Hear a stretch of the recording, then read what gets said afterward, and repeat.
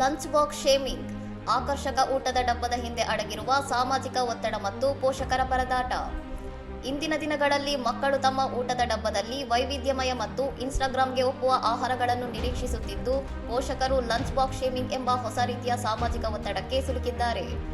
ಆಕರ್ಷಕವಾಗಿ ಕಾಣದ ಸಾಂಪ್ರದಾಯಿಕ ಆಹಾರಗಳನ್ನು ಮಕ್ಕಳು ಅನುಕೂಲ್ ಎಂದು ತಿರಸ್ಕರಿಸುತ್ತಿರುವುದರಿಂದ ಪೋಷಕರು ಪ್ರತಿನಿತ್ಯ ಬೆಳಗಿನ ಜಾವದಲ್ಲಿ ಹೆಚ್ಚಿನ ಸಮಯ ಮತ್ತು ಶ್ರಮವನ್ನು ಅಡುಗೆಯ ಪ್ರಸ್ತುತಿಗಾಗಿ ವ್ಯಯಿಸುತ್ತಿದ್ದಾರೆ.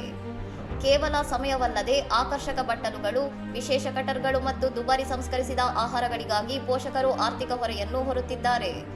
ಈ ಸೌಂದರ್ಯದ ಬೆನ್ನು ಬಿದ್ದಿರುವ ಪರಿಣಾಮವಾಗಿ ಮಕ್ಕಳು ಮೈದಾ, ಸಕ್ಕರೆ ಮತ್ತು ಸಂಸ್ಕರಿಸಿದ ಪದಾರ್ಥಗಳಿರುವ ಪೌಷ್ಟಿಕಾಂಶವಿಲ್ಲದ ಆಹಾರಗಳ ಕಡೆಗೆ ಆಕರ್ಷಿತರಾಗುತ್ತಿದ್ದಾರೆ.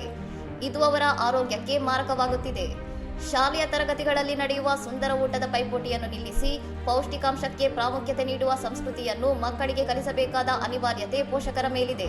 ತಾಯಿ ಪ್ರೀತಿಯಿಂದ ಮಾಡಿದ ಆರೋಗ್ಯಕರ ಆಹಾರವೇ ಮಗುವಿನ ಬೆಳವಣಿಗೆಯ ಅಡಿಪಾಯವೇ ಹೊರತು ಸಾಮಾಜಿಕ ಜಾಲತಾಣದ ಫಿಲ್ಟರ್ಗಳಲ್ಲ ಎಂಬ ಸತ್ಯವನ್ನು ಪೋಷಕರು ಮತ್ತು ಮಕ್ಕಳು ಅರಿತುಕೊಳ್ಳಬೇಕಿದೆ.